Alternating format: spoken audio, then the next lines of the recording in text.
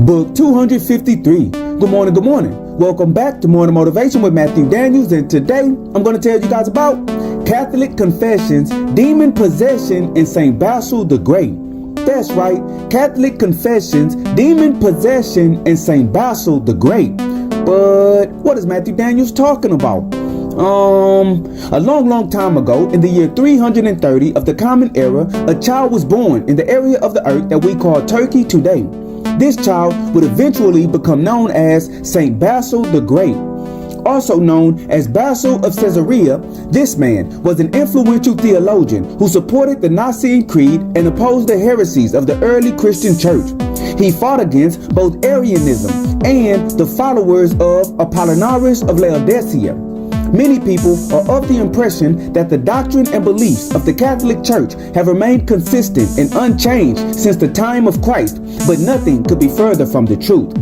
One of my ancestors, no less, lived during the lifetime of St. Basil the Great, and they have passed down directly to me from mouth to ear many interesting facts about the events which led to Basil being remembered throughout history. I was told that when Basil was the bishop of Caesarea, there were several factions within the Catholic Church that differed in fundamental doctrines. For instance, some Christians during that time did not even believe that Jesus Christ was a real man who walked the earth like you and me. Instead, they believed and taught that the Jesus story was an allegorical story which was describing celestial events and the drama of the heavenly bodies. Also, some Christians taught that Jesus Christ was indeed a man who walked the earth, but this Jesus was not God in any sense of the word. They acknowledged that Jesus was a teacher, miracle worker, prophet, and messenger, but they claimed that it was impossible to wrap God in flesh and then crucify him. There were even Christians who believed that Jesus was married to a woman named Mary Magdalene, and the two of them had children together. All of these teachings, however, went directly against the faction of Christianity that Basil belonged to, and so Basil and his faction labeled these teachings as heresy, and they sought to rid the world of what they saw as heretical teachings. A great persecution of these teachers of heresy began, and the church was soon at war with itself. Many people were tortured and killed, and some were even handed over to the Romans to be tossed in the Colosseum and fed to wild beasts.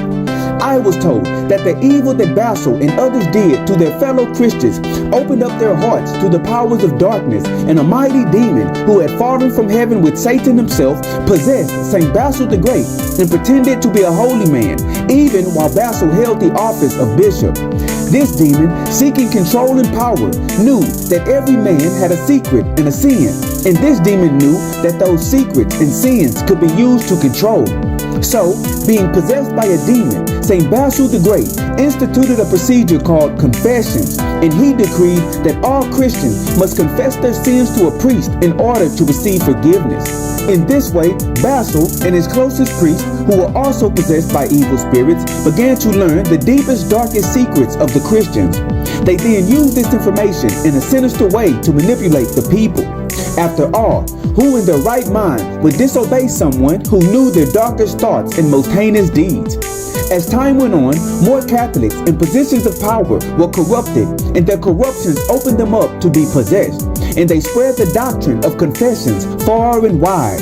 Until this very day, certain priests are possessed by demons, and there are unsuspecting Christians confessing their sins to these demons.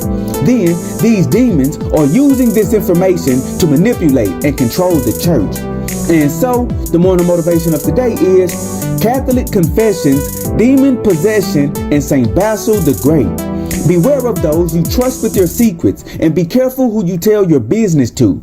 A person can pretend to be your friend only to gain personal knowledge about your life, and then they will turn around and use this knowledge to destroy you. Today, guard your thoughts, your dreams, and your ambitions, and only share your secrets with those who are proven worthy. And as you do this, always strive to do that which is good. And remember, you are awesome, you are amazing, you are wonderful, and you are great. And you are going to change the world. I just hope I'm still alive to see it, family. I'm out. Good morning.